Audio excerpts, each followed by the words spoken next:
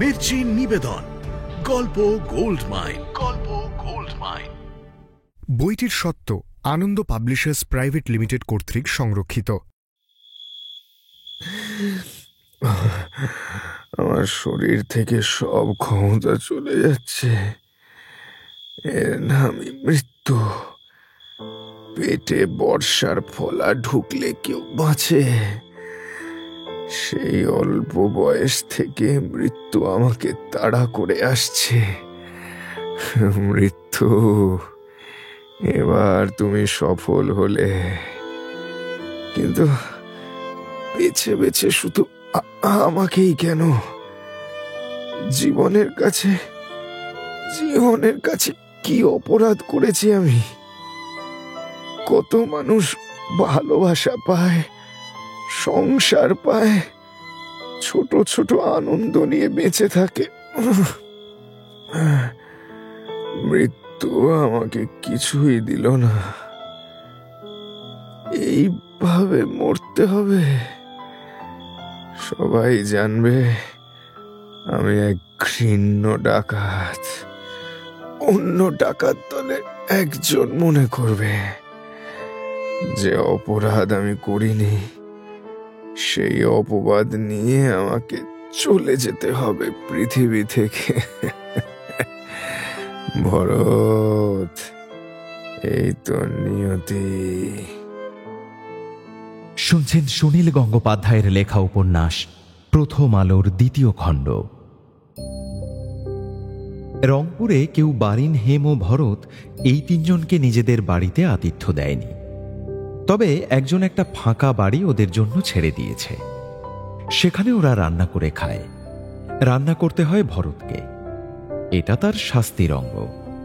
ডাল আর ভাত আলাদা রান্না করার বদলে ভরত প্রায় রোজই খিচুড়ি বানায়, সঙ্গে কিছু ভাজাভুজি। এখানে ঝিঙে বেগুন সস্তা, আলু পেঁয়াজের বেশ দাম, পটল পাওয়া যায় না। পয়সা ক্রমশ ফুরিয়ে আসছে। বিভিন্ন জায়গায় ঘোরাঘুরি, স্টিমারের ভাড়া দিয়ে কারুর কাছেই আর তেমন কিছু নেই। নতুন বোমাটা বানাতেও বেশ কিছু টাকা লাগবে। তাহলে উপায় একটাই, শুধু আসার কথা। ফুলার সাহেব রংপুরে বেশ কিছুদিন থাকবে, এটা খুব নির্ভরযোগ্য সূত্রে জানা গেছে। অর্থ সংগ্রহের জন্য বারিন কলকাতায় চলে গেল। ভরত আর হেম বাড়ি থেকে বিশেষ বেরোয় না। যোগু সাবধান করে দিয়েছে, এখানে তোমাদের পক্ষে বেশি লোকের সঙ্গে মেলামেশা না করাই ভালো। ফুলার সাহেব বেশ কিছুদিনের জন্য আস্তানা গেড়েছে বলে পুলিশে 6 লাভ। তার মধ্যে কিছু টিকটিকিও মিশে আছে। নতুন লোক দেখলে খোঁজ খবর নিচ্ছে। যোগু নিজে অবশ্য প্রায়ই ওদের কাছে এসে নানান দেশের গল্প করে। সময় কাটাবারও কোনো সমস্যা নেই। এ বাড়িতে একটা আলমারির মধ্যে বেশ কিছু পুরনো বই রয়েছে, বাংলা ইংরেজি মেশানো। দেখে মনে হয় অনেক দিন সেই আলমারি খোলা হয়নি। হেম সারাদিন শুয়ে শুয়ে বই পড়ে।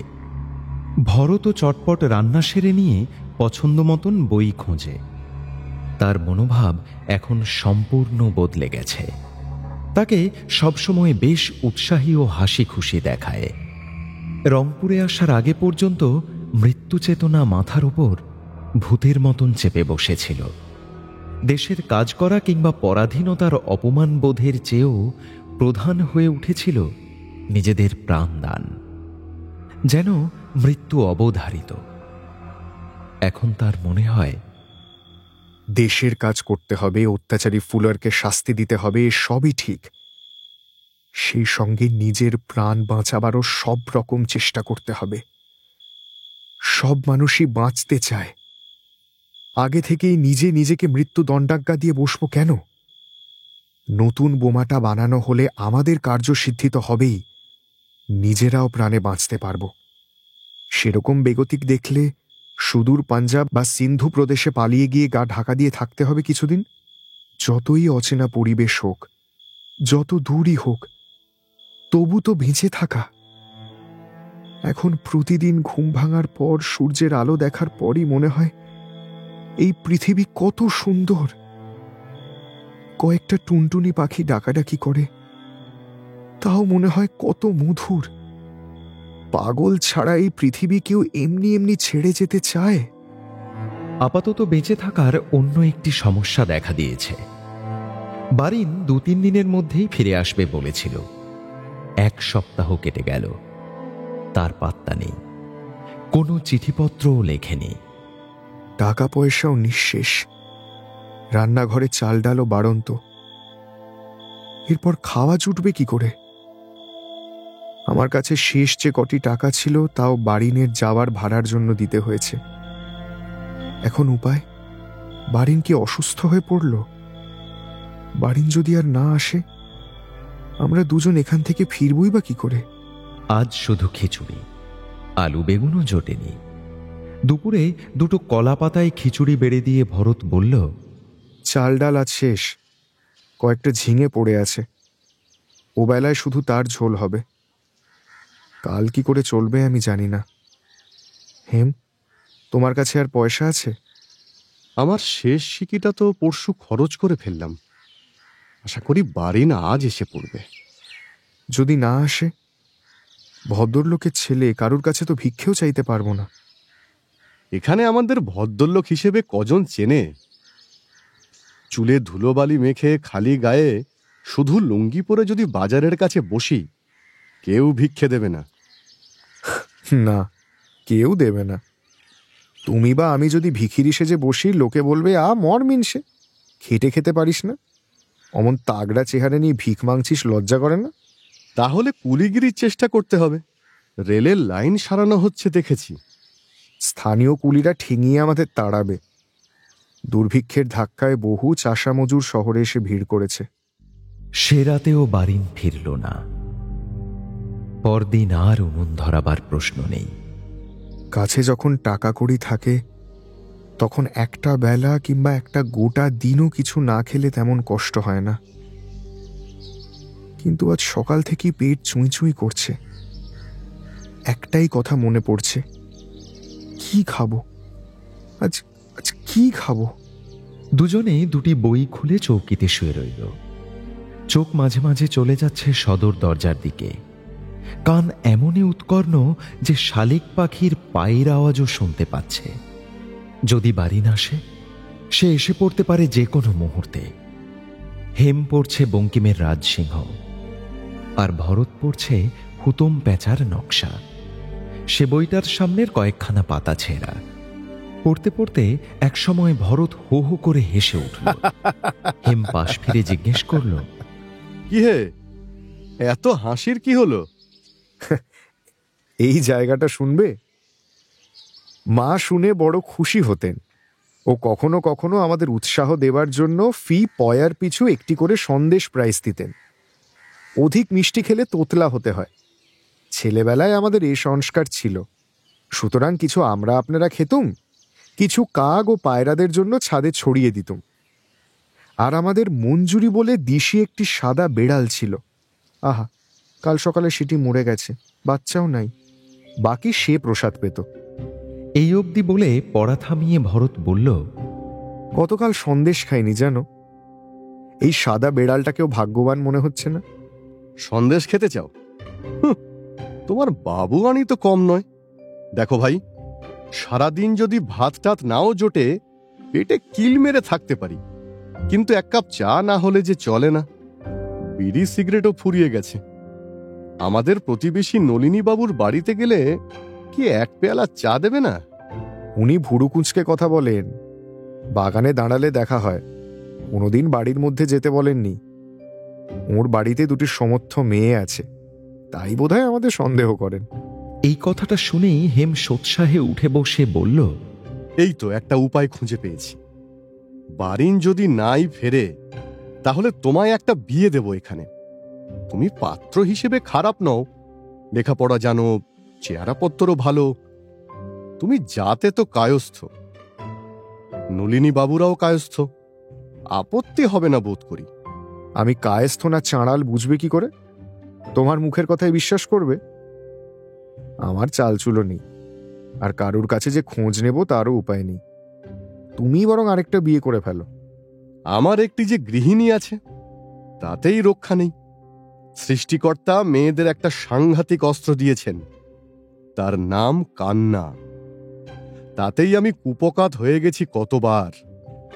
আর একটা বিয়ে করার বদলে আমি ফাঁসি যেতেও রাজি আছি। এমন আলোচনা চলতে চলতেই দরজার বাইরে পায়ের শব্দ পাওয়া গেল। বারিন নয়, এসেছে যোগু। খানিকক্ষণ কথাবার্তা বলার পর যোগু জিজ্ঞেস করল, আজ রান্নার আয়োজন দেখছি না যে? বেলা তো প্রায় 12টা বাজে। কালকের বাসি খাবার অনেক ছিল, সকাল সকাল খেয়ে নিয়েছি। তাই নাকি? কি খেলেন? বেশ খানিকটা ঘি ভাত ছিল আর খাসির মাংস।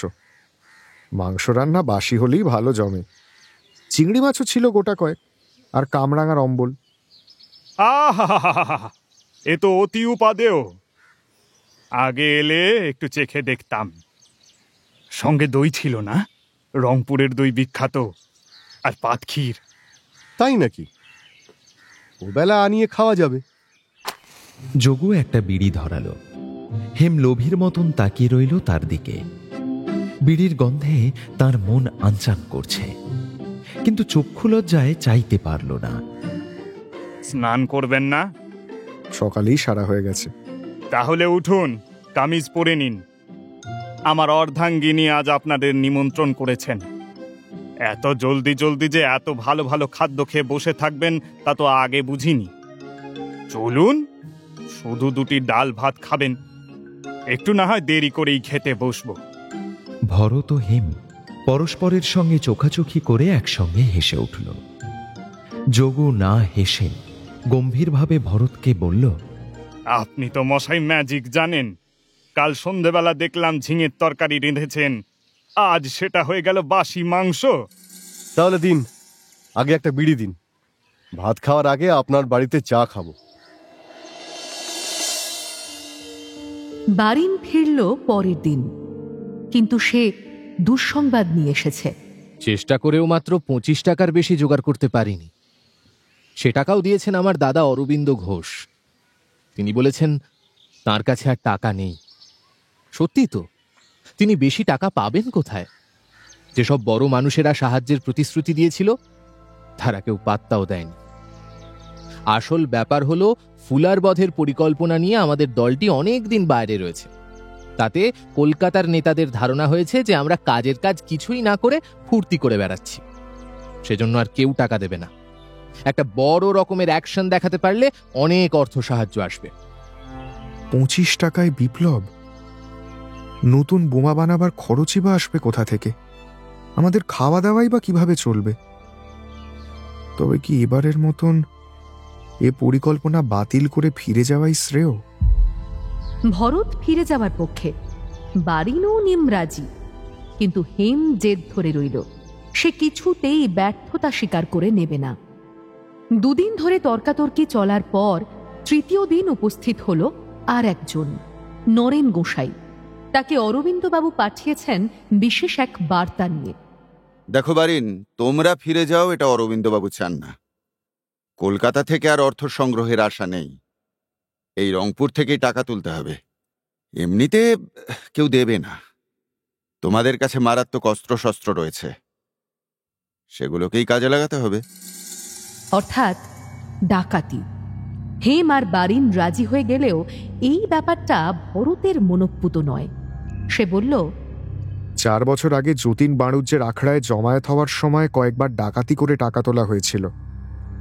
সেই টাকার কোনো হিসেব নেই, সব নয়ছয় হয়ে গেছে। এ কাজ অনৈতিক। বিপ্লবীদের নামে কলঙ্ক লাগবে। দেশের মানুষের ওপর ইংরেজরা অত্যাচার চালাচ্ছে, তার উপর বিপ্লবীরাও অত্যাচার চালাবে। এ কি বলছো নরেন? তোমার এই দৃষ্টিভঙ্গিটাই ভুল। আমরা তো নিজেদের স্বার্থে কিছু করছি না, দেশের কাজের জন্যই টাকা চাই। সে টাকা তো দেশের মানুষই দেবে। যদি স্বেচ্ছায় দিতে না চায় তাহলে আপাতত জোর করে আদায় করতে হবে। সে টাকার পাই পয়সা পর্যন্ত হিসেব রাখা হবে। এবার শোনো, বেশি বড় দল দরকার নেই, আমরা 4 জনই যথেষ্ট। দেখো, একটা কথা আমি খোলাখুলি বলতে চাই। আমার কাছে রিভলভার আছে বলেই আমি দেশের মানুষকে মারতে পারবো না। সেটা পাপ। ডাকাতি করতে গিয়ে যদি বাধা আসে তখন কি হবে? মানুষ মারতে হবে না, ভয় দেখালেই যথেষ্ট। ফাঁকা আওয়াজ করব। কেউ কাছাকাছি এসে পড়লে বড় জোর পায়ে গুলি চালাবো। দেশের কাজের জন্য কোনো কিছুই পাপ নয়। শুরু হলো ডাকাতির পরিকল্পনা। ভরত একটা ব্যাপারে ভেবে অবাক হলো। অরবিন্দবাবু নরেনকে এ কাজের জন্য পাঠালেন কেন? সে তো জমিদারের ছেলে। এককালে বাংলার সব জমিদারই নাকি ডাকাত ছিল, কিন্তু ইংরেজ আমলে তাদের জারিজুরি ভেঙে গেছে। ইংরেজরা নিজেরাই সবচেয়ে বড় ডাকাত বলে অন্য সব ডাকাতদেরই ঠান্ডা করে দিয়েছে। এখনকার জমিদাররা অলস, ভোগবিলাসে মত্ত। নরেনের দুধ ঘি মাখন খাওয়া চেহারা, সন্ন্যাসীদের মতন গেরুয়া পোশাক পরে, তবু ডাকাতির ব্যাপারে তারই সবচেয়ে বেশি উৎসাহ। অবশ্য আনন্দমঠের বিপ্লবীরাও সন্ন্যাসী ছিল। ঠিক হলো নবগ্রাম নামে একটি জায়গার এক ব্রাহ্মণের বাড়িতে ডাকাতি করাই সুবিধাজনক। সে ব্রাহ্মণটি অতি কৃপণ ও সুদে টাকা খাটায়, খাতকদের নানাভাবে হেনস্থা করে, জমি নিলাম করিয়ে দেয়। লোকটি অতি বদ, তার টাকা কেড়ে নেওয়ায় দোষ নেই। তার পরিবারে লোকসংখ্যাও বেশি নয়। রংপুরের দুটি যুবককে নানাভাবে পরীক্ষা করে দলে নেওয়া হয়েছে। স্থানীয় লোক ছাড়া সব খবরাখবর সংগ্রহ করা যায় না। তাদের মধ্যে একজনের মামা বাড়ি ওই নবগ্রামে। সে আগের রাতে সেখানে চলে যাবে। এই দলটি ঠিক রাত 1টায় পৌঁছলে সে সংকেত দেবে। সবাই দিনের বেলা ভালো করে ঘুমিয়ে নিল। বিকেলবেলা ভালো করে চা, নিমকি ও পাতক্ষীর খাওয়া হলো। তারপর দলটি রওনা দিল সন্ধ্যের অন্ধকার নেমে আসার পর। পথ দেখাবে স্থানীয় অন্য যুবকটি। আগের রাতে তুমুল বৃষ্টি হয়ে গেছে, সমস্ত রাস্তায় কাদা। নিঃশব্দে হাঁটতে গেলেও ছপ ছপ শব্দ হয়।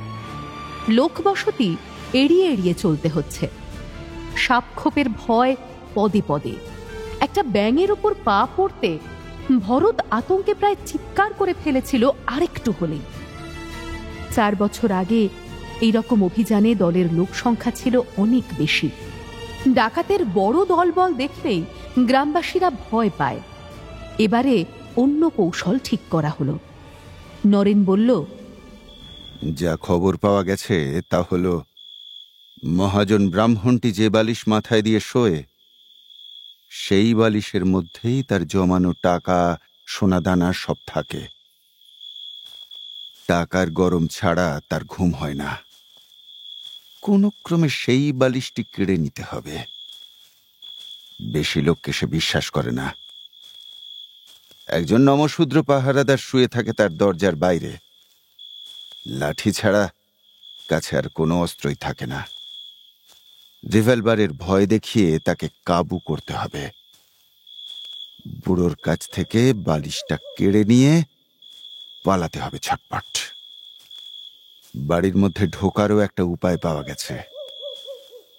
গোয়াল ঘরের গা ঘেঁষে রয়েছে একটা বড় চালতা গাছ। সেই গাছ বেয়ে খড়ের চালে নামা যায়, সেখান থেকে উঠোনে। কিন্তু বুড়ো তো নিজের ঘরের দরজা খুলে ঘুমোবে না। সেই দরজা ভাঙা হবে কি করে? ভাঙতে গেলে প্রচণ্ড শব্দ হবেই। যদি বর্মাটিকের দরজা হয় তা ভাঙাও সহজ কর্ম নয়। না ভেঙেও কার্য উদ্ধার করা যায়, তাতে ধৈর্য লাগবে। ব্রাহ্মণটি রাত্রিরে 3 বার অন্তত প্রস্রাব করার জন্য বাইরে আসে। সেরকম একবারের জন্য অপেক্ষা করা ছাড়া উপায় নেই। তাহলে প্রথমে একজন চালতা গাছ বেয়ে উঠোনে নামবে, নেমেই সে সদর দরজা খুলে দেবে ভেতর থেকে। ঠিক হলো এ কাজের ভার নেবে হেম। সব সময় সবচেয়ে বেশি ঝুঁকি নেবার জন্য যে বদ্ধপরিকর। দরজা খোলা পেয়ে অন্যরা ভেতরে ঢুকে পাহারাদারটিকে কাবু করবে। কিন্তু যদি সদর দরজার ভেতর থেকে তালা দেওয়া থাকে, তাহলে হেম সংকেত দেবে। অন্যদেরও ওই চালতা গাছ পেয়েই যেতে হবে অন্দরে। পাহারাদারটি যদি আগেই জেগে উঠে লাঠি নিয়ে তেড়ে আসে, এদের লাঠির জোর সাংঘাতিক হয়। অগত্যা তাহলে ওকে মারতেই হবে। একটা গুলি যথেষ্ট। না না, খুন করবার দরকার হবে না বারিন। গ্রামের লোকেরা সাহেবদের কাছে ছাড়া বন্দুক পিস্তল দেখেইনি। সাহেবদের অস্ত্র হিসেবে ওগুলোকে ওরা জমের মতো ভয় পায়, দেখলেই থরথরিয়ে কাঁপবে। বড় জোর হাতে বা পায়ে গুলি চালাতে হবে। কিন্তু নরেনবাবু গুলি চালালে তো শব্দ হবে, তাতে বুড়োটা ঘর থেকে বেরুবে কেন? আগে দেখতে হবে লোকটা ঘুমিয়ে আছে না জেগে আছে, কোন পজিশনে শুয়ে আছে। আস্তে আস্তে গিয়ে পেছন দিক থেকে ওকে জাপটে ধরে মুখ বেঁধে দিতে হবে। আমার উপর সেভার ছেড়ে দাও, সেটা আমি পারবো। যেমন করেই হোক বুড়োর বালিশটা আমাদের চাই। তাতে দু একজন ঘায়েল হয় তা হোক, এ ব্যাপারে আমাদের মন শক্ত করতে হবে। কিছুতেই খালি হাতে ফিরব না। পুকুর ধারে পাশাপাশি দুটো ঝাঁকড়া তেঁতুল গাছ, সেখানে এসে ওরা দাঁড়িয়ে আছে। মাঝে মাঝে দেশলাই জেলে দেখছে বারিন। একটা প্রায় বাজে। জায়গাটাতে অসম্ভব মশা, কাছেই শ্মশান ছিল কিনা কে জানে। বিকট পচা গন্ধ আসছে একদিক থেকে। একটা বেজে গেল, তবু কোনো সাড়া শব্দ নেই। যে যুবকটি আগে থেকেই এখানে আছে সে কি ঘুমিয়ে পড়ল, কিংবা ভয় পেয়ে গেল? আগে সে খুব সাহস দেখিয়েছিল। মশার কামড়ে এখানে আর তিষ্ঠনো যাচ্ছে না। ছেলেটির সংকেত না দিলে ব্যর্থ হয়ে ফিরে যেতে হবে। টাকা চাই, টাকা চাই। ফুলার বধ আর কতদিন বিলম্বিত করা যায়? আজ রাত্রিরেই যা হোক একটা কিছু হেস্তনেস্ত করতে হবে। এর মধ্যে চাঁদ উঠে গেল। যা, কোন তিথি তা হিসেব করে আসা হয়নি।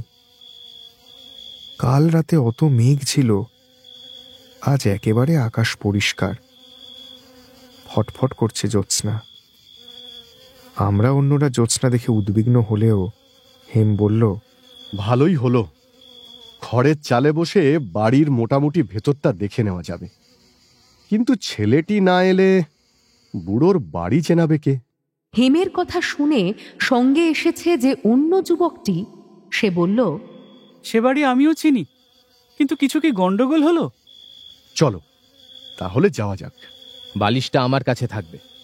ফেরার সময় আমরা আলাদা আলাদা ফিরব, যে যেদিকে পারে। দু একদিনের মধ্যে রংপুর শহরে না ফিরলেও ক্ষতি নেই। একটা বাঁধের মতন উঁচু রাস্তা, দুপাশে মাঠ, তারপর একটি পাড়া। ব্রাহ্মণের বাড়িটি ফাঁকা জায়গায় নয়, দূরে কাছে কয়েকটি বাড়ি আছে।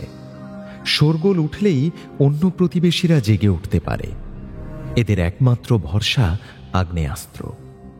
ভরত অনুভব করল, আজকের পরিকল্পনায় যুক্তির বদলে দুঃসাহসী বেশি। অন্য যুবকটি এলো না কেন? ঠিক ভয় নয়, বুকের মধ্যে একটা অস্বস্তি বোধ হচ্ছে।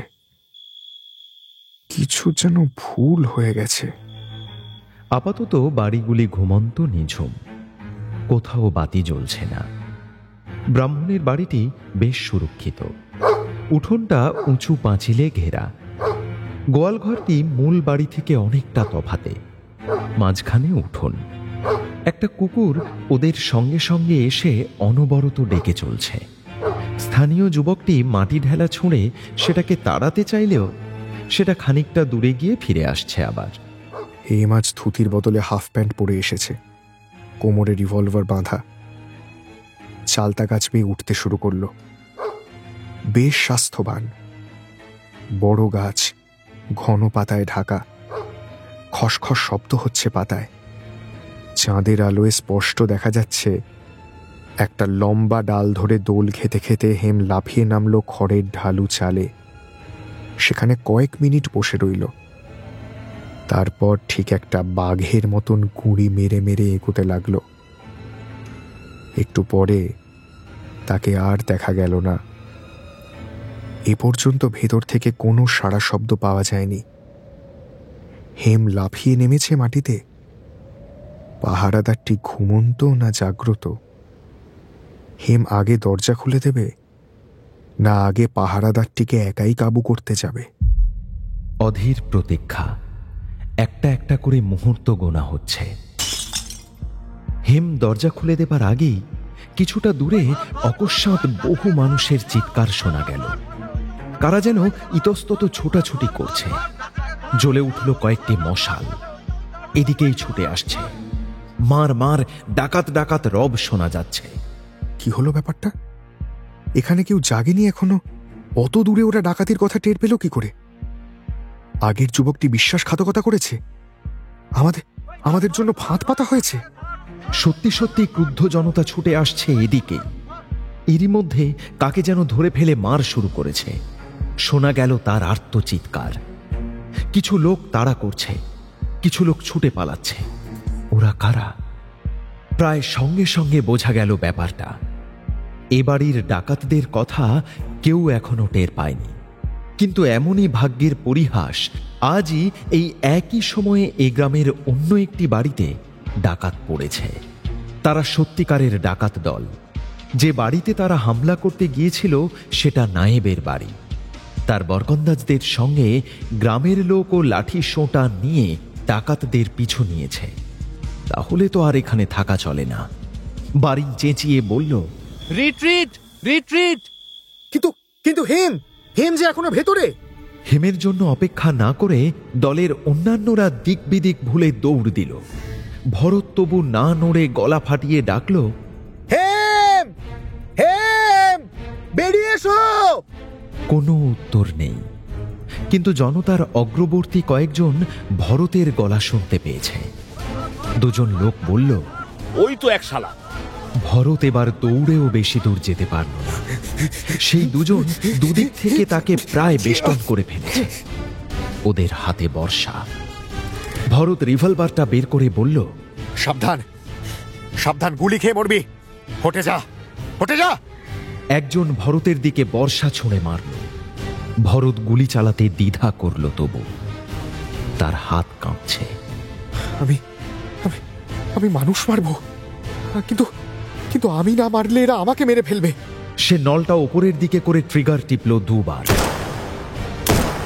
সেই শব্দে কাজ হলো। তার অনুসরণকারীরা গুলি না খেয়েই আছড়ে পড়ল মাটিতে।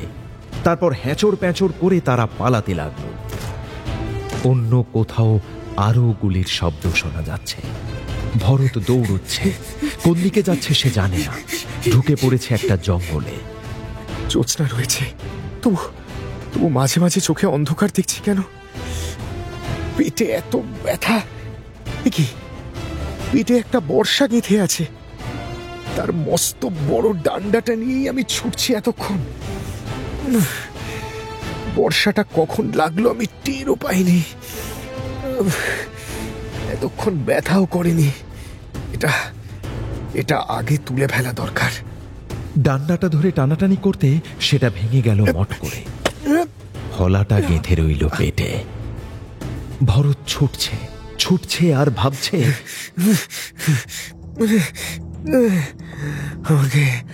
আমাকে বাঁচতেই হবে। হেমের কি হলো? ওই বাড়ির মধ্যে আটকা পড়ে গেল। হেম সহজে ধরা দেওয়ার পাত্র নয়। হেমের মাথায় ঝটিতি বুদ্ধি খেলে। হেম যদি চালতা গাছটার উপরে বসে থাকে, কেউ তার অস্তিত্ব টের পাবে না। সেটাই সবচেয়ে ভালো উপায়। লোকজন সরে গেলে সে চুপি চুপি নেমে সরে পড়তে পারবে। বাড়িনরা আগেই ছুটে পালিয়েছে। আমারই একটু দেরি হয়ে গেল।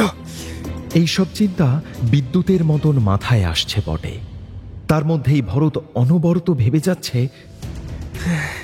আমাকে বাঁচতেই হবে, আমাকে বাঁচতেই হবে, যে কোনো উপায় বাঁচতেই হবে। ক্রুদ্ধ জনতা ধেয়ে আসছে তার দিকে। রক্তপিপাসু কণ্ঠে তারা চিৎকার করছে, ধরো ধরো, মারো শালাকে। প্রকৃতপক্ষে অনুসরণকারীরা জঙ্গলে ঢোকেনি, চলে গেছে অন্যদিকে। তবু ভরত শুনতে পাচ্ছে সেই শাসানি, শুনতে পাচ্ছে বহু মানুষের পায়ের আওয়াজ। তার কানে তালা লেগে যাচ্ছে, যেন স্বয়ং মৃত্যু সহস্র মানুষের রূপ ধরে কেড়ে নিতে আসছে তার প্রাণ। ভরত ছুটছে, মাঝে মাঝে আছাড় খেয়ে পড়ছে, আবার উঠে ছুটছে। পেটের ক্ষত থেকে রক্ত ঝরছে অবিরাম। তার খেয়াল নেই, যন্ত্রণায় দৃষ্টি অন্ধকার হয়ে আসছে। তবু যেন তার যন্ত্রণা বোধ নেই। তাকে পালাতে হবে, পালাতেই হবে। একটা ছোট নদীতে হাঁটু জল, তাও ভরত ছপছপিয়ে পার হয়ে গেল। এপারে জঙ্গল পাতলা হয়ে আসছে, এখনো কোনো জনবসতি আসেনি। হাপড়ের মতো বুকটা ওঠানামা করছে ভরতের। গলা শুকিয়ে কাঠ, সে আর দম নিতে পারছে না। কিসে যেন পা লেগে ভরত আবার পড়ে গেল। এখনো সে শুনতে পাচ্ছে অনুসরণকারীদের হিংস্র গর্জন। এক্ষুনি এসে তারা ঝাঁপিয়ে পড়বে তার উপর। ভরত মুখ তুলে দেখল অদূরেই একটা সিঁড়ি। সে বুকে হেঁটে এগিয়ে এলো সেদিকে। কয়েক ধাপ সিঁড়ি ওঠার পর একটা আধো অন্ধকার ঘর। সেটার মধ্যে ঢুকেই ভরত প্রাণপণে আবার উঠে দাঁড়িয়ে দরজা বন্ধ করে দিতে গেল। দরজার একটা পাল্লা ভাঙা, বন্ধ করার উপায় নেই। ভরত লুকোতে চাইল ঘরের এক কোণে। আর একবার কোনো কঠিন বস্তুতে গুঁতো খেয়ে পড়ে গিয়ে জ্ঞান হারালো। বেশিক্ষণ নয়, ফের উঠে বসল ভরত। এখন সব দিক দারুণ নিস্তব্ধ। আর কোনো চিৎকার আমি শুনতে পাচ্ছি না কেন? তবে কি ইতিমধ্যেই আমার মৃত্যু ঘটে গেছে? আমার শরীর থেকে বেরিয়ে এসেছে আত্মা। ভরত নিজের শরীরে হাত বুলিয়ে দেখল, না, শরীরটা সে অনুভব করতে পারছে। পেটে ঢুকে আছে বর্ষার ফলা। এটা এটা কোন জায়গা? এটা একটা পরিত্যক্ত ভাঙা মন্দির। উপরের ছাদ খানিকটা নেই, সেখান দিয়ে এসে পড়েছে একটুকু চাঁদের আলো। ভরত দেখতে পেল মাঝখানে একটি কালী প্রতিমার সঙ্গে সে ধাক্কা খেয়েছিল।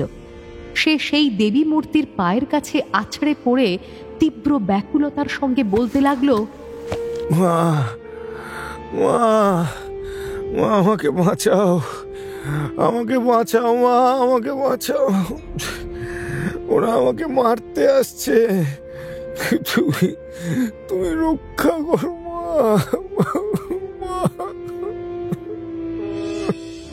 ভরত সেই প্রার্থনা জানাতে জানাতে ফুঁপিয়ে ফুঁপিয়ে কাঁদছে।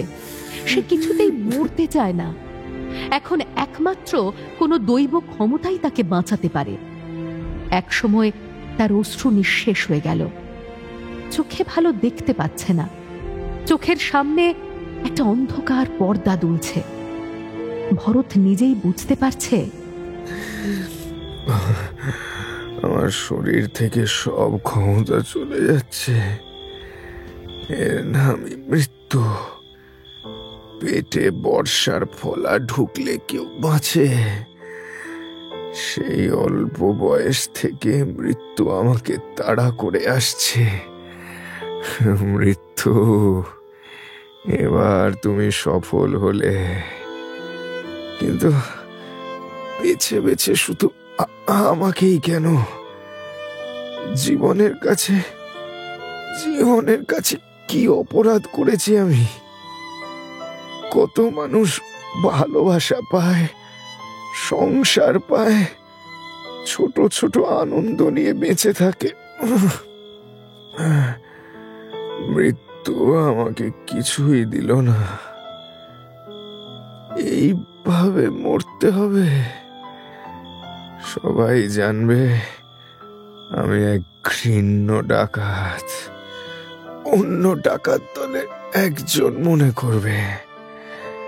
যে অপরাধ আমি করিনি, সেই অপবাদ নিয়ে আমাকে চলে যেতে হবে পৃথিবী থেকে। ভরত, এই তো নিয়তি। চোখে চরম ঘুম নেমে আসছে। সেই অবস্থাতেও ভরত মাটির মূর্তির পা ধরে ঝাঁকানি দিতে দিতে এক জীবনব্যাপী অভিমান ও বেদনার সঙ্গে বলতে লাগলো, কেন মা, কেন আমাকে বাঁচতে দিলে না? কেন কেন কি দোষ করেছি আমি মা? তুমি মিথ্যে, মিথ্যে, সব মিথ্যে। কেউ আমাকে একটুও ভালোবাসলো না মা, একটুও ভালোবাসলো না মা।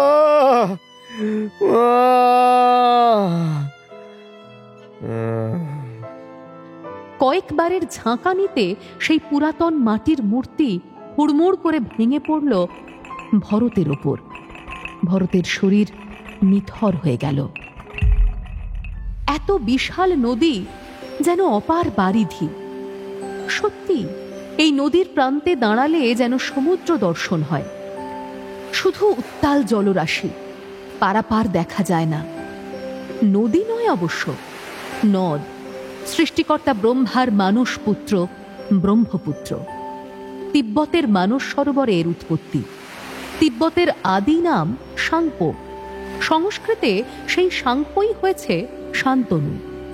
পাহাড় থেকে সমতলে নামার পর এই নদ ক্রমশ বিশাল আকার ধারণ করেছে। আসামের ব্রহ্মপুত্র তেজি, দুর্দান্ত। উত্তরবঙ্গের কুড়িগ্রামের কাছে অপেক্ষাকৃত শান্ত কিন্তু সুবিস্তৃত। লোকে অবশ্য মুখে মুখে নদী বলে। নদ নদীগুলির কে নামকরণ করেছে কে জানে? কেন একটি জলধারা হবে নদ, অন্যটি হবে নদী? তাও জানার কোনো উপায় নেই। এখন লিঙ্গ নির্ধারিত থাকে কাগজে কলমে।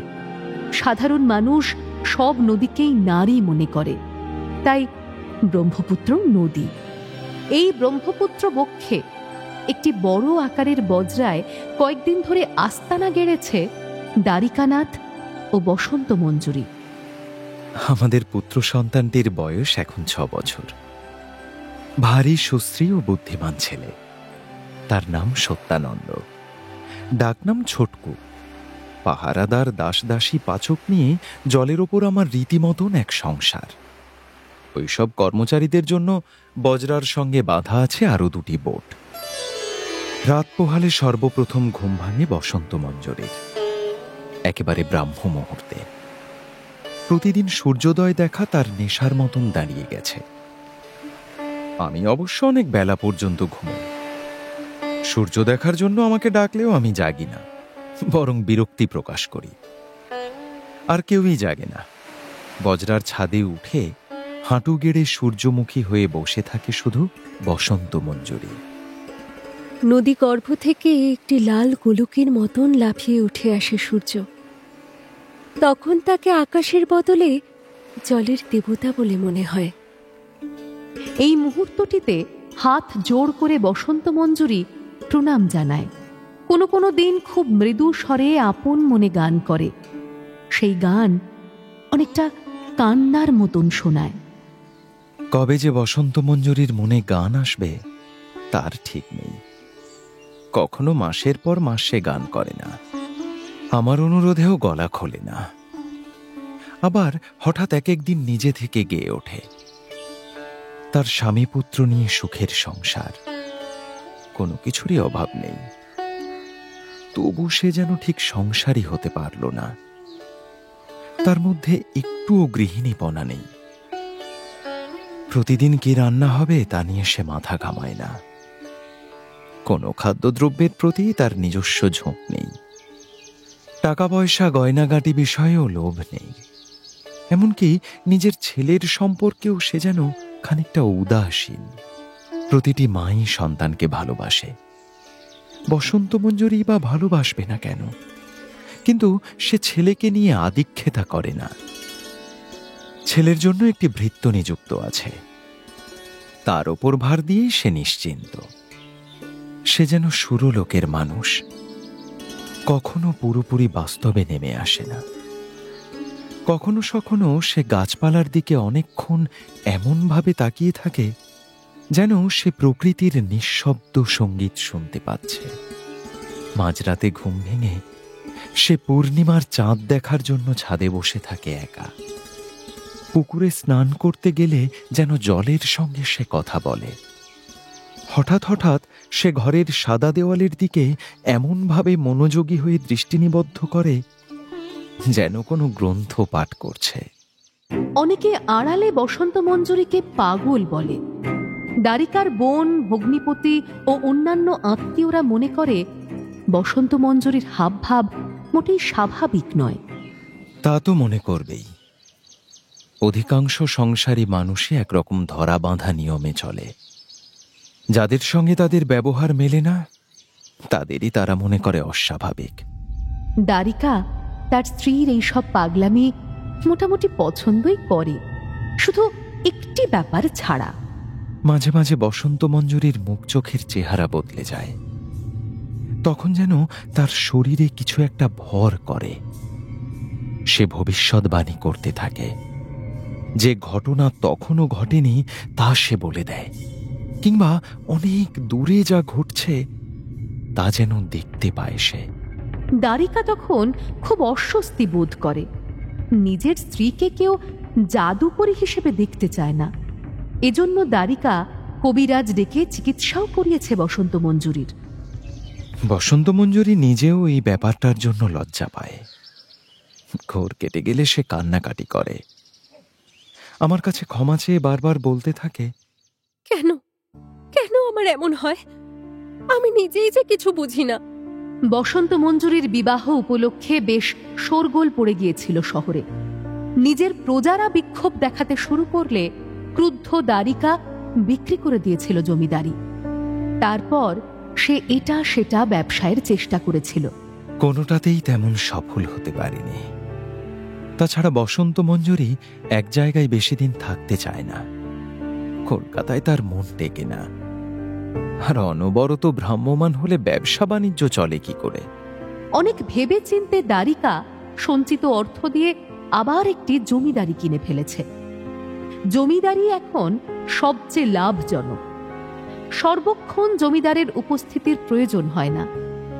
নায়েব গোমস্তা দিয়ে কাজ চালানো যায়। জমিদারের দর্শন যত দুর্লভ হয়, প্রজারা তত বেশি সমীহ করে। তার অসামাজিক বিবাহের কথা মানুষের মনে নেই। দ্বারিকার আগের জমিদারি ছিল খুলনায়, এখন কিনেছে জঙ্গিপুরে। যে ঋণগ্রস্ত জমিদারের কাছ থেকে দ্বারিকা এটি কিনেছে তার আরো 5টি তালুক ছড়িয়ে আছে বাংলার বিভিন্ন জেলায়। দ্বারিকা একসঙ্গে সবকিছুরই মালিক হয়েছে। তবে দূর দূর স্থানের ছোটখাটো তালুকগুলির খবরদারি করা কষ্টকর। সেজন্য সেগুলি আস্তে আস্তে বিক্রি করার উদ্যোগ নিয়েছে সে। কুড়িগ্রামের কাছে সেরকম একটি তালুক আছে, কিন্তু এ জায়গাটিতে এসে এখানকার প্রকৃতির শোভা দেখে মুগ্ধ হয়েছে বসন্ত মঞ্জুরি। তাই অচিরে এই তালুক বিক্রি করার সংকল্প পরিত্যাগ করা হয়েছে। এখানে বেশ কিছুদিন থেকে যাবার আরও একটি কারণ আছে। বঙ্গভঙ্গের ফলে এই জেলা নবগঠিত প্রদেশ পূর্ববঙ্গ ও আসামের মধ্যে পড়েছে। এর বিরুদ্ধে আন্দোলন চলছে এখনো। সরকারি স্কুলের ছাত্ররা বন্দে মাতরম ধ্বনি দিতে দিতে প্রতিবাদ মিছিল করেছিল। সেই অপরাধে সিপাহীরা ঝাঁপিয়ে পড়ে ছাত্রদের লাঠি পেটা করেছে। রক্তপাতও হয়েছে যথেষ্ট। শুধু তাই নয়, গভর্নর সাহেবের নির্দেশে সেই স্কুল বন্ধ করে দেওয়া হয়েছে অনির্দিষ্টকালের জন্য। এই ঘটনা শুনে দ্বারিকা দারুণ বিক্ষুব্ধ। সে ঘোষণা করে দিয়েছে, নিজ ব্যয়ে আমি এখানে একটি স্কুল খুলে দেব, যা সরকারি সাহায্যের তোয়াক্কা করবে না। সেই স্কুল ভবন দ্রুত নির্মিত হচ্ছে। শেষ হলে দ্বার উদ্ঘাটন করে দিয়ে তবে সে কুড়িগ্রাম ছেড়ে যাবে বগুড়ার দিকে। কাল শেষ রাতে জোর এক পশলা বৃষ্টি হয়ে গেছে। আকাশ এখনো মেঘলা। আজ সূর্যোদয় দেখা যাবে কিনা সন্দেহ। বজরার ছাদে বসে আছে বসন্ত মঞ্জুরি, পূর্ব দিকে মুখ করে। একটু একটু করে আলোয় ছিঁড়ে ছিঁড়ে যাচ্ছে অন্ধকার। ফিনফিনে বাতাসে কাঁপছে ব্রহ্মপুত্রের জল। অনেক দিন পর আপনা আপনি বসন্ত মঞ্জুরির কণ্ঠ থেকে সুর বেরিয়ে এলো। সে আপন মনে গাইতে লাগলো। তারপর হঠাৎ গান থামিয়ে দিয়ে দ্রুত পদে নিচে নেমে এলো বসন্ত মঞ্জুরি। স্বামীর কক্ষে এসে পালঙ্কের পাশে দাঁড়ালো। নাসিকা গর্জন করতে করতে হাত পা ছড়িয়ে নিদ্রিত রয়েছে দ্বারিকা। তার চেহারাটি এখন বেশ স্থূল, সেই অনুযায়ী গোঁফটিও সুপক্ক হয়েছে। জমিদার হিসেবে তাকে বেশ মানায়। বসন্ত মঞ্জরি আগেকার মতনই তন্নি। আস্তে আস্তে স্বামীর গায়ে কয়েকবার ঠেলা দিয়ে সে ডাকল, এই এই একটু উঠবে? অত সহজে জেগে ওঠার পাত্র নয় দ্বারিকা। গত রাতে একটু বেশি মদ্যপান হয়েছে, সেই সঙ্গে গুরুভোজন। বেলা 10টা-11টার আগে তার ঘুম ভাঙার কথা নয়। বসন্ত মঞ্জরি ব্যস্তভাবে জোরে জোরে ঠেলতে লাগলো। নাসিকা গর্জন থেমে গেল দ্বারিকার। একটু পরে চোখ না মেলে বিরক্তভাবে বলল, কে? ওগো, বজ্রাটা চালাতে বলবে? কি? বজ্রাটা 3 দিন ধরে এই এক জায়গায় থেমে আছে, আমার ভালো লাগছে না, একটু চালাতে বলো না। পুরোপুরি চোখ মেলল দ্বারিকা। কথাটা বুঝতে কিঞ্চিত সময় নিল। তারপর বলল, এই আবার তোমার পাগলামি শুরু হলো। এখনো সূর্যি ওঠেনি, কাকপক্ষী ডাকেনি, এখন বজ্রা চালাবে কে? আরে দাঁড়ি মাঝিরা গেঁজায় দম দিয়ে ঘুমোচ্ছে। তুমি ডাকলে তারা উঠবে না? দ্বারিকা আবার পাশ ফিরে চোখ বুজে বলল, ঠিক আছে ঠিক আছে, তোর ইচ্ছে যখন হয়েছে দুপুরবেলা চালাতে বলবো। না, দুপুরে চাই না, এখন। এখানকার আকাশ মেঘলা, আজ সূর্যোদয় দেখা যাবে না, খানিক দূর গেলে দেখা যাবে। উফ, এমন উদ্ভুটে কথা কখনো শুনিনি। মেঘ কি এক চিলতে হয়? এখানে যে মেঘ 10 মাইল দূরে গেলেও সেই মেঘ। এখন উঠে সবাই মিলে তৈরি হতে হতেই অনেক বেলা হয়ে যাবে। সূর্যি কি বসে থাকবে তোর জন্য? উফ, আমাকে আর একটু ঘুমোতে দে না। বড় বজ্রা ছাড়তে যদি অসুবিধে হয়, একটা ছোট বোট নিয়ে তো যাওয়া যায়, চলো না, আমার খুব ইচ্ছে করছে। অন্য কেউ এরকম বেয়াদবি করলে সিংহ গর্জনে ধমক দিত দ্বারিকা। সে শুধু কটমট করে তাকালো স্ত্রীর দিকে। এই ছোট্টখাট্ট তরুণীটির কাছে সে জব্দ। একে সে বকুনি দিতে পারে না, কারণ সে জানে সংসারে মন গাঁথেনি বসন্ত মঞ্জুরির। জাগতিক কোনো বিষয়ের প্রতি তার আসক্তি নেই। তার সঙ্গে দুর্ব্যবহার করলে সে হঠাৎ এ সংসার ছেড়ে চলে যেতে পারে। আত্মহননও বিচিত্র নয়। সেই জন্যেই এর অনেক অযৌক্তিক আবদার দ্বারিকাকে মেনে নিতে হয়। আজ তবু সে বলল, ঠিক আছে, কাল সকালে যাব। আজ আমি ব্যবস্থা করে রাখব। না, আজই চলো, ছোট নৌকায় দুজনে বেড়াতে যাই। এই ভোরের হাওয়া গায়ে মাখলে তোমারও ভালো লাগবে। শেষ পর্যন্ত বসন্ত মঞ্জুরের জেদি বজায় রইল। শয্যা ছেড়ে দ্রুত তৈরি হয়ে নিল দ্বারিকা। পাশের কামরায় ছোটকু গভীর ঘুমে মগ্ন। বসন্ত মঞ্জুরি তাকে ডাকল না, ঝুঁকে তার ললাটে আলতো একটা চুমো দিয়ে চলে এলো। ছোট নৌকাটিতে একজন মাঝি যথেষ্ট। জলিল নামে সেই মাঝিটি প্রতিদিন প্রত্যুষে উঠে নামাজ পড়ে। তাকে ডেকে তোলার প্রয়োজন হল না। মেঘ আরও জমাট হয়েছে। এবেলা সূর্য দর্শনের আশা নেই। আলো ফুটতে পারছে না ভালো করে। নদীর জল গভীর কৃষ্ণবর্ণ, তবে বাতাসের স্পর্শ সত্যিই উপভোগ্য। তাকিয়ায় হেলান দিয়ে আধশোয়া হয়ে রয়েছে দ্বারিকা। তার পায়ের কাছে বসে আছে বসন্ত মঞ্জুরি। প্রতিদিন সূর্য বন্দনা করে সে প্রীত হয়। আজ সূর্যহীন আকাশের দিকে চেয়েও সে আনন্দ বোধ করছে। মাঝি জিজ্ঞেস করল, কোন দিকে যাব হুজুর? আরে চল, তোর যেদিকে মন চায় চল। আরে ঝড় টড় উঠবে না তো? দেখিস বাবা, ডোবাস নি যেন, এই ধরাচুড়ো পরে সাঁতরাতে পারবো না। নৌকা চলল দক্ষিণ দিকে। বসন্ত মঞ্জুরি একবার পেছন ফিরে দেখে নিল। তাদের বজ্রাটা ক্রমশ ছোট হয়ে আসছে। সে আস্তে আস্তে মাথা দুলিয়ে স্বামীকে জিজ্ঞেস করল, এখন বলো, ভালো লাগছে না? ঘুমোলে কত সময় নষ্ট হয়। আজকের দিনটা কেমন অন্যরকম। রাত শেষ হয়ে গেছে, অথচ সকাল হয়নি। মন্দ লাগছে না ঠিকই, কিন্তু এখন যদি ঝুপঝুপিয়ে বৃষ্টি নামে একেবারে পাঁঠা ভেজা ভিজব। না হয় একদিন ভিজলাম।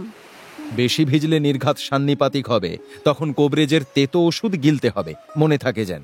জ্বর হলে আমার ভালো লাগে, মাথার মধ্যে ঝাঁঝা করে, চোখ বুজে আসে, যেন বয়স কমে যায়। কত কি দেখি। ছোটবেলায় আমার খুব জ্বর হতো, নবদ্বীপের গঙ্গায় জ্বর গায়ে নাইতাম। কিছু দূর যাবার পর দেখা গেল আর একটি ছোট নদী ব্রহ্মপুত্রের সঙ্গে মিশেছে। দ্বারিকা মাঝিকে জিজ্ঞেস করল, জালিল মিয়া, এটা কি নদী? আচ্ছা, এটাই সেই বাঙালি নদীটা নাকি? না হুজুর, এইটা বাঙ্গালী নদী না, সেইটা পাবেন কানাই পাড়ার কাছে। এর নাম ধরলা। বাঙালি নদী, কি অদ্ভুত নাম! বিষখালী, তেতুলিয়া, সারিগুয়াইন, পিয়াইন, ঘাঘাট, কত রকম নামই যে হয়। আচ্ছা, এটার নাম তো ধরলা, তাহলে ছাড়লা নামেও কি নদী আছে নাকি? কি জানি হুজুর, থাকলেও থাকতে পারে। এত বড় দেশ আমি আর কতটুকু জানি। বগুড়া জেলার ওই ধারে আর যাই নাই কখনো। পদ্মা দেখিসনি? গঙ্গা দেখিসনি? ঠিক আছে, তোকে এবার কলকাতায় নিয়ে যাব। জলিল নিজের বুকে এক হাত ছুঁইয়ে বলল, ইনশাল্লাহ। দ্বারিকা এবার স্ত্রীর দিকে তাকিয়ে বলল, চলো তাহলে এবার ফেরা যাক। বসন্ত মঞ্জুরি শাখা নদীটির দিকে একদৃষ্টে তাকিয়ে আছে। দেখার কিছুই নেই, কোনো নৌকা চলাচল করছে না সেখানে, কোনো মানুষ নেই। তবু সে দেখছে। মুখ না ফিরিয়েই বলল, একবার ওই নদীতে যাই না? কেন, ওখানে গিয়ে কি হবে? আরে অনেক তো ঘোরা হলো, এখন একটু চায়ের জন্য মনটা আনচান করছে। এই নদীটায় পানি বেশি নাই, বেশি দূর যাওয়া যাবে না। বসন্ত মঞ্জুরির মাথায় ঘোমটা, মাঝির দিকে সে পেছন ফিরে বসে আছে। স্বামীকে বলল, ওকে বলো যত দূর যাওয়া যায়। দুদিকে জঙ্গল দেখা যাচ্ছে, নিশ্চয়ই অনেক পাখি আছে। একটা পাখি চোখ গেল বলে ডাকতে ডাকতে গলা ফাটায়। সে পাখিটা কেমন দেখতে হয় কখনো দেখিনি। আরে আমরা যে পাখিটাকে বলি চোখ গেল, পশ্চিম মুল্লুকে সেটাকেই বলে পিউকাহা।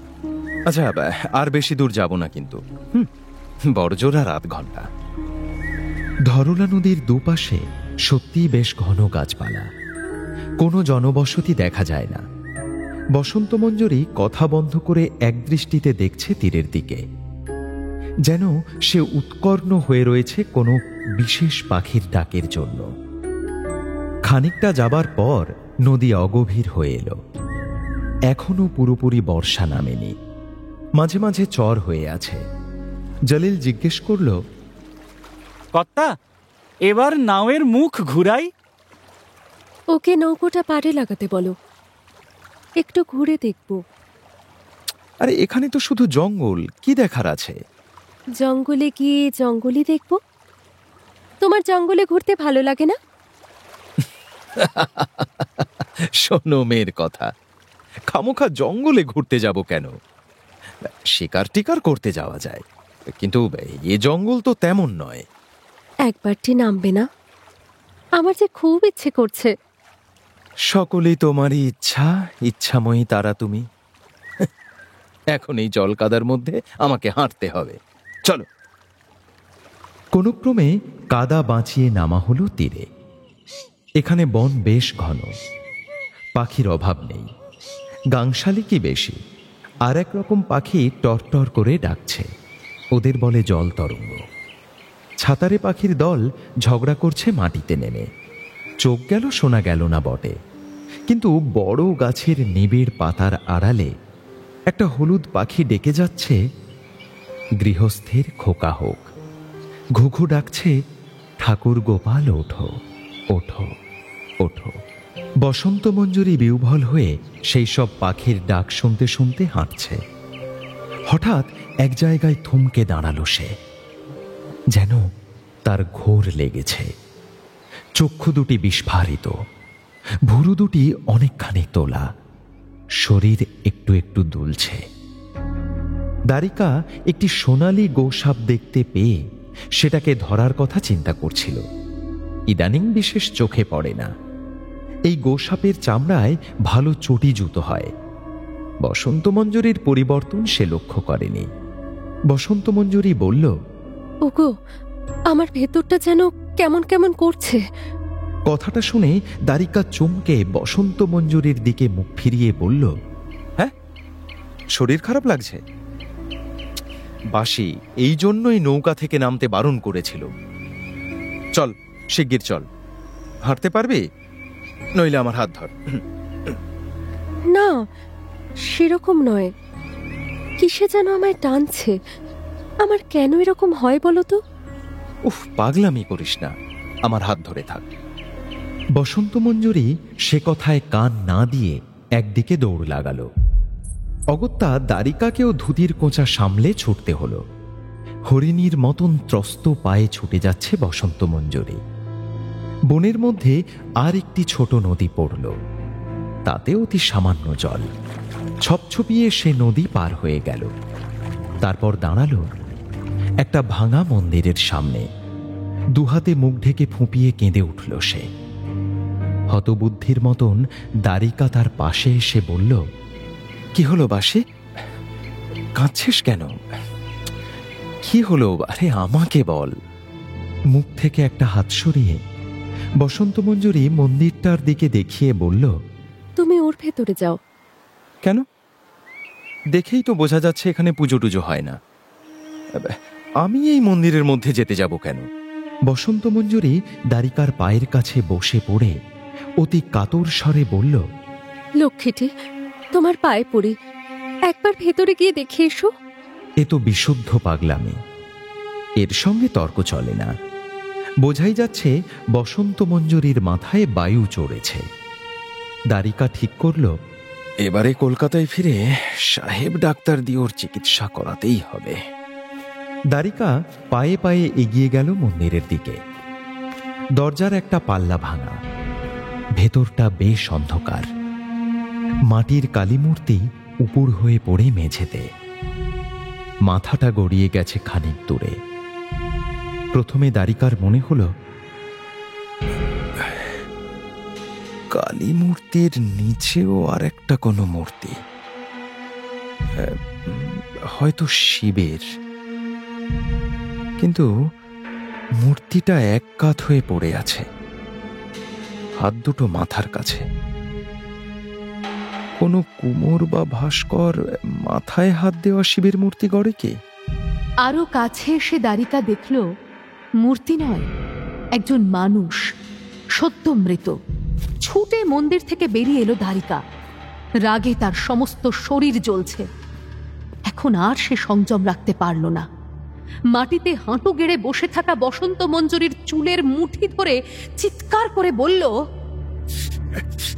হারামজাদে, কে তুই? মায়াবিনী না পিশাচী? আজ তোকে বলতেই হবে। আমি জানি না, বিশ্বাস করো, আমি কে তা জানি না। আমি প্রাণপণে তোমার দাসী হয়ে থাকতে চাই। মিথ্যে কথা, মিথ্যে কথা, সব মিথ্যে কথা। তুই নৌকোয় বেড়াবার ছুতো করে আমাকে ঘুম থেকে তোল, তারপর ভুলিয়ে ভালিয়ে এখানে নিয়ে এসে আমার বন্ধুর মরা মুখ দেখালি। কেন? কেন তোকে বলতে হবে? কেন এমন হয় আমি বুঝি না। মা কালীর নামে দিব্যি করে বলছি, আমার মনের মধ্যে কি হয় আমি জানি না। তুমি ঠিকই বলো, ঠিকই বলো, আমি পাগল। দিন দিন আরো পাগল হয়ে যাচ্ছি।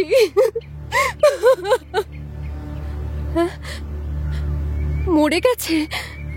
চতুর্দিক রক্তে মাখামাখি। হতভাগাটা এখানে কেন মরতে এলো কে জানে। মনে হয় কেউ খুন করেছে। আচ্ছা, তুই কি করে জানলি ও এখানে পড়ে থাকবে? ভরত সম্বন্ধে তুই আগেও এমন ধারা কথা বলেছিস। ভরত তোর কে? হ্যাঁ, আমাকে চেনার আগে তুই ভরতকে চিনতে? এই সত্যি করে বলতো। নিঃস্ব মানুষের মতন মাথা দোলাতে দোলাতে ভাঙা ভাঙা গলায় বসন্ত মঞ্জুরি বলল, কেউ না, উনি আমার কেউ না। তুমি প্রথম আমার ঘরে নিয়ে এসেছিলে, উনি তো কোনো কথাও বলেননি। উনি যে এখানে আসবেন তা আমি কেমন করে জানবো? তবু কেউ যেন আমাকে টেনে নিয়ে এলো। তুমি আমাকে শাস্তি দাও, তুমি আমাকে শাস্তি দাও। ওর চুল ছেড়ে দিল দ্বারিকা। মনের দিক থেকে সম্পূর্ণ বিভ্রান্ত, অথচ রাগও দমন করতে পারছে না। ঘন ঘন নিঃশ্বাস ফেলতে লাগলো। স্থানটি একটি পরিত্যক্ত শ্মশান, হয়তো কাছাকাছি কোনো গ্রামও ছিল একসময়। ওলা উঠা বিসূচিকায় কিছু লোক মরে গেলে সেই গ্রাম ছেড়ে বাকি লোকরা পালিয়ে যায়, সেরকমই কিছু ঘটেছে বোধহয়। শ্মশানটা আর ব্যবহৃত হয় না। এই মন্দিরেও কেউ আসে না অনেক দিন। কিছু কিছু হাড়গোড় ছড়িয়ে আছে এদিকে সেদিকে। আস্তে আস্তে উঠে দাঁড়িয়ে বসন্ত মঞ্জুরি নত মুখে জিজ্ঞেস করল, আমি একবার মন্দিরের মধ্যে যাব? দ্বারিকা ঠিক বুঝতে পারছে না এখানে আর থাকা উচিত হবে কি না। ভরতের জন্য তার কষ্ট হচ্ছে ঠিকই, ছেলেটা বরাবরের হতভাগ্য, কিন্তু এখানে আর কেউ নেই। শেষ পর্যন্ত সেই খুনের মামলায় জড়িয়ে পড়বে না তো? নিজেকে নির্দোষ প্রমাণ করার আগে পুলিশের খাঁই মেটাতে বহু টাকা খসাতে হবে। তাছাড়া মানুষজনও এমন, একবার কথাটা রটলে অনেকে চক্ষু কুঞ্চিত করে বলবে, বাবা, ভেতরে ভেতরে কি ছিল কে জানে। বসন্ত মঞ্জুরি মন্দিরের দিকে এগিয়ে গেল। দ্বারিকা অবশ্য বাধা দিল না, সেও চলল সঙ্গে সঙ্গে। সিঁড়িতে এসে বসন্ত মঞ্জুরি মাথা ঠেকিয়ে প্রণাম করল, তারপর ঢুকল ভেতরে। সেই নিদারুণ দৃশ্যের সামনে দুজনে কেউই কিছুক্ষণ কথা বলল না। বসন্ত মঞ্জুরির চোখ দিয়ে নিঃশব্দে অশ্রু গড়িয়ে পড়ল। আঁচল দিয়ে চোখ মুছে সে একটু পরে বলল, আমি একবার ছুঁয়ে দেখব, তুমি অনুমতি দেবে? চোখের ইঙ্গিতে সম্মতি জানালো দ্বারিকা। বসন্ত মঞ্জুরি হাঁটু গেড়ে বসে প্রথমে কালী মূর্তির ভগ্নাংশ সরাতে লাগল। স্থানটি একেবারে পরিষ্কার করে ফেলার পর সযত্নে ভরতের দেহটাকে চিৎ করে শুইয়ে দিল। এবারে উভয়েরই চোখে পড়ল ভরতের পেটের ক্ষত। একটা বর্ষার ফলা বিঁধে আছে, এখনো চুঁইয়ে চুঁইয়ে রক্ত পড়ছে সেখান থেকে। বসন্ত মঞ্জুরি ভীতু ভীতু স্বরে জিজ্ঞেস করল, আমি ওর মাথাটা কোলে নিয়ে বসলে কি দোষ হবে? বসন্ত মঞ্জুরি আরো কি মায়ার খেলা দেখাবে দ্বারিকা তা শেষ পর্যন্ত দেখতে চায়।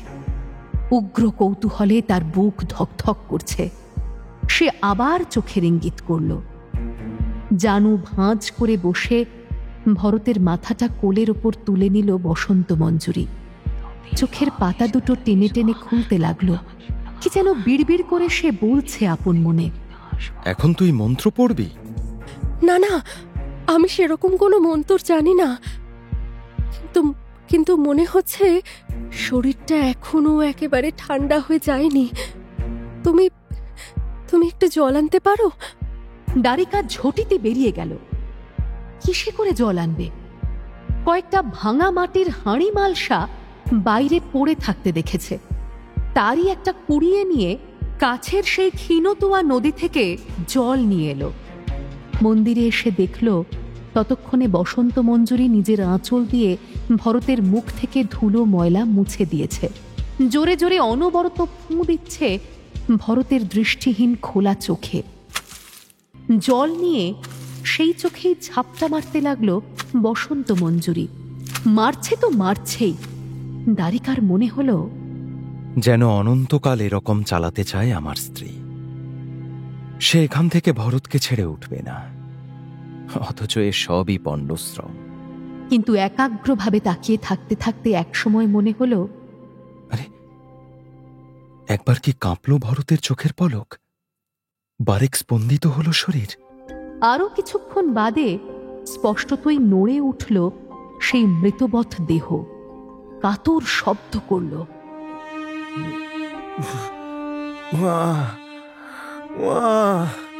আশ্চর্য যে মানুষ নিজের মাকে দেখেইনি, প্রায় মাতৃস্নেহের কণামাত্র পায়নি, এমন অন্তিম মুহূর্তে সেই মানুষও মাকেই স্মরণ করে।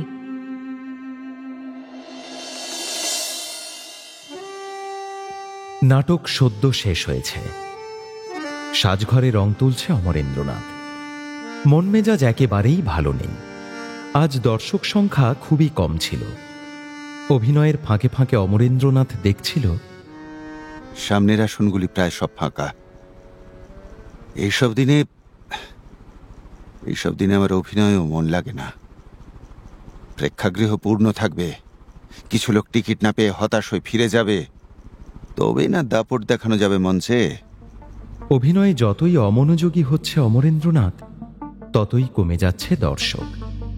এখন নৈরাশ্য কাটাবার জন্য এক একটা দৃশ্যের ফাঁকে ফাঁকে নিজের ঘরে গিয়ে অমরেন্দ্রনাথ মদের বোতলে চুমুক দিয়ে আসে।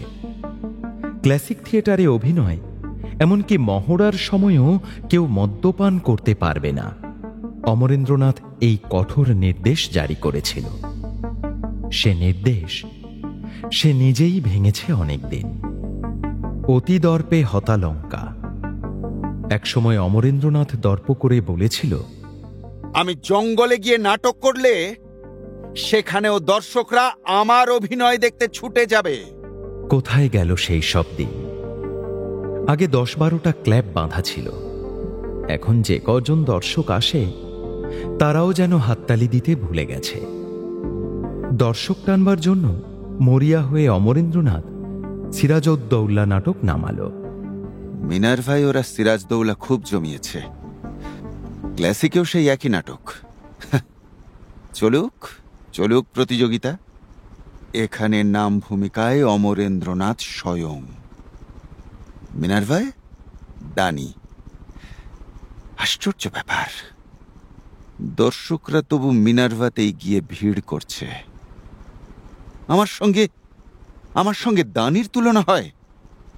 দানির কাঁপা কাঁপা গলায় টানা টানা সুরের সংলাপও লোকে পছন্দ করল। অবশ্য ওরা তারা সুন্দরীকে পেয়েছে। ক্লাসিকে তেমন কোনো আকর্ষণীয় নায়িকা নেই। নয়নমণি ছেড়ে চলে যাবার পর কুসুম কুমারী ও অন্যান্যরা বিদায় নিয়েছে। অমরেন্দ্রনাথ কাজ চালাবার জন্য ক্রমাগত নতুন মেয়েদের আনছে। সিরাজউদ্দৌলায় লুৎফার ভূমিকায় অভিনয় করছে বিনোদিনী। এককালের মঞ্চ সাম্রাজ্ঞীর সঙ্গে নামের মিল থাকলেও এ মেয়েটির ডাকনাম হাঁদি। থিয়েটারের সবাই তো বটেই, দর্শকরাও তার ওই নাম জেনে ফেলেছে। নামেও হাঁদি, কাজেও হাঁদি। রংটাই যা ফর্সা, চোখ দুটো গরুর মতন। তার অভিনয় দেখতে দেখতে এক সময় আমারই চড় কষাতে ইচ্ছে হয়। মন ভেঙে গেলে শরীরও ভেঙে যায়। ইদানিং কিছুটা বেশি মদ্যপান করলেই অমরেন্দ্রনাথের হাত কাঁপে। এক সময় এমন কাশির দমক ওঠে যে চোখ ঠেলে বেরিয়ে আসতে চায়। মঞ্চে অভিনয় করতে করতে হঠাৎ হঠাৎ পা দুটি এমন দুর্বল হয়ে যায় যে মনে হয় বেশিক্ষণ সে দাঁড়িয়ে থাকতে পারবে না। সেই সুঠাম সুন্দর শরীরের এখন ভগ্ন দশা, অথচ বয়সের দিক থেকে যৌবন এখনো যায়নি। রং তোলা প্রায় শেষ হয়ে এসেছে। নারকোল তেল দিয়ে মুখখানা ঘষছে অমরেন্দ্রনাথ। একটি ছোকরা উঁকি দিয়ে বলল, বড়বাবু, দুজন ভদ্রলোক আপনার সঙ্গে দেখা করতে চাইছেন। এখন আবার কে? না, বলে দে, এখন লেখাটেকা হবে না। আগে অভিনয়ের পর উচ্ছ্বসিত হয়ে অনেকে সাজঘরে ফুল দিতে আসত। বড় মানুষেরা মেডেল দিতে চাইতেন। সাধারণ ভক্তদের গদগদ স্তুতিবাক্য উপভোগ করত অমরেন্দ্রনাথ। এখন আর সেরকম কেউ আসে না। এখন কেউ দেখা করতে চাইলেই মনে হয় পাওনাদার। চতুর্দিকে ঋণ। অমরেন্দ্রনাথের সর্বাঙ্গ ঋণের দায়ে জর্জরিত। ক্লাসিক থিয়েটার এখন রিসিভারের হাতে। এককালে অমরেন্দ্রনাথ এর মালিক ছিল, এখন সে বেতনভোগী ম্যানেজার মাত্র। সে কথা তার মাঝে মাঝে মনে থাকে না। টিকিট বিক্রি কমে যাচ্ছে বলে মালিক পক্ষের সঙ্গে প্রায়ই খিটিমিটি বাঁধে। এরপর একদিন ক্লাসিক থেকে অমরেন্দ্রনাথের বিতাড়িত হওয়াও বিচিত্র কিছু নয়। ওদের মধ্যে একজন ব্যারিস্টার বাবু আছেন, তাকে আপনি চেনেন? অমরেন্দ্রনাথ কয়েক মুহূর্ত চুপ করে রইল। তাহলে আলাদা কথা, উকিল ব্যারিস্টারদের চটানো যায় না। শত্রুপক্ষের উকিল হলেও তাকে মিষ্ট বচনে তুষ্ট করার চেষ্টা করতে হয়। এখন যা অবস্থা, পাওনাদার পক্ষের কোনো উকিল তাকে জেলে ভরে দিতে পারে। ঠিক আছে, আসতে বল, আর একখানা কুর্সি দিয়ে যা। মনোবল বাড়াবার জন্য সে হুইস্কির বোতলে আর একটা চুমুক দিয়ে নিল। আগন্তুকদ্বয় যে বিশিষ্ট ব্যক্তি, তা তাদের পোশাক ও মুখভঙ্গি দেখলেই বোঝা যায়। জাদুগোপাল ও দ্বারিকা। প্রথমজনকে অমরেন্দ্রনাথ চেনে। সে উঠে দাঁড়িয়ে নমস্কার জানালো। দ্বারিকার সঙ্গে পরিচয় করিয়ে দিয়ে জাদুগোপাল বলল, অমরবাবু, আমরা কোনো মামলা মোকদ্দমার ব্যাপারে আসিনি। অসময়ে এসে আপনাকে বিরক্ত করা হলো। আমরা আমার এই বন্ধুটি বিশেষ প্রয়োজনে একজনের খোঁজ নিতে এসেছেন, যদি কিছু সাহায্য করতে পারেন। সে উঠে দাঁড়িয়ে নমস্কার জানালো। অমরেন্দ্রনাথ দ্বারিকার দিকে তাকালো। দ্বারিকা গলা খাঁকারি দিয়ে বলল, ভূমিসুতা নামে একটি মেয়ে আপনার এখানে অভিনয় করত। শুনলাম সে এখন ছেড়ে দিয়েছে। তা সে কোথায় থাকে বলতে পারেন? ভূমিসুতার খোঁজে দ্বারিকা ও জাদুগোপাল কেন গেছে অমর দত্তর কাছে? ভরত কোথায়? সেই যে মৃতপ্রায় ভরতকে উদ্ধার করল বসন্ত মঞ্জরি ও দ্বারিকা, তারপর তার কি হলো? আর অমর দত্ত কি আদৌ খোঁজ দিতে পারবে ভূমিসুতার?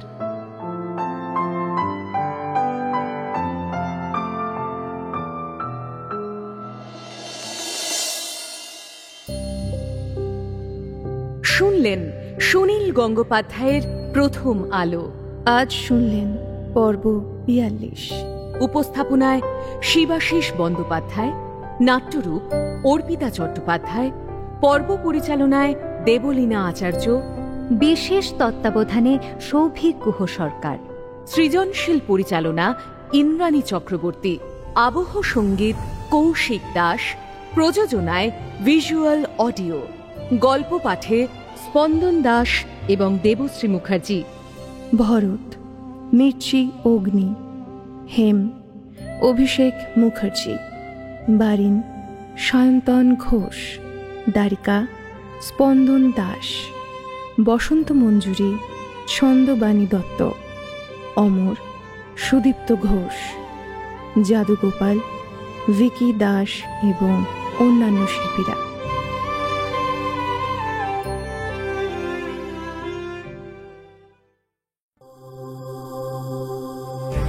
মির্চি নিবেদন, গল্প গোল্ড মাইন।